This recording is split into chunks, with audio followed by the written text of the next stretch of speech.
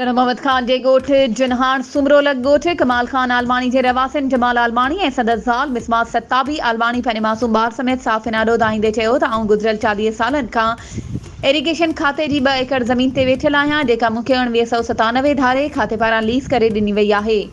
जे ज़रे ज़मीन खे आबाद करे आउं पंहिंजो ऐं पंहिंजे बचनि जो पेट गुज़र कंदो आहियां, पर मुंहिंजा सोट शफ़ी मोहम्मद आलवाणी, इम्तियाज़ आलवाणी, रशीद सचू ऐं संदन पुट मूंखे ऐं मुंहिंजे घर वारनि खे मुख़्तलिफ़ हीलनि ऐं बहाननि सां तंग कनि था ऐं चवनि था त ज़मीन असांखे विकिरो करे ॾे, ॿी सूरत में असीं तव्हांखे जान सां मारींदासीं।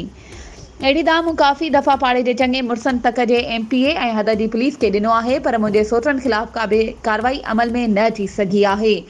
जंहिं करे मजबूर थी एहतजाज पिया करियूं। हुननि वधीक चयो त असांजे हिन झेड़े जा काफ़ी दफ़ा मुख़्तलिफ़ राज्यनि जे चङनि मुड़सनि वटि फ़ैसिला थिया आहिनि। फ़ैसिलनि में मुंहिंजा मुख़ालिफ़ पिणु मयारी बि थिया आहिनि, पर मज़कूरा जवाबदार बाअसर हुअण करे कंहिं जो बि फ़ैसिलो मञण खां इनकारी आहिनि।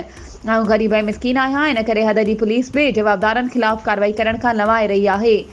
ॻोठाणे जमाल आलवाणी ऐं संदसि घर वारी मिसमात सतावी पारां DIG हैदराबाद ऐं SSP टनू मोहम्मद खान खां मुतालबो कंदे चयो त मूंखे मुंहिंजे सोटनि ऐं संदनि पुटनि मां जान जो ख़तरो आहे। मूंखे या मुंहिंजे घर वारनि खे को बि नुक़सानु थियो त मज़कूरा जवाबदार ज़िम्मेवार हूंदा। हुननि आला अख़्तियारनि खां इंसाफ़ ऐं तहफ़ुज़ जो मुतालबो कयो। वधीक ख़बरुनि ऐं अपडेट्स जे लाइ असांजे चैनल खे सब्सक्राइब कयो ऐं हा, बेल आइकन खे प्रेस करणु न विसारिजो त जीअं असांजी हर नई अचण वारी वीडियो तव्हां ताईं पहुची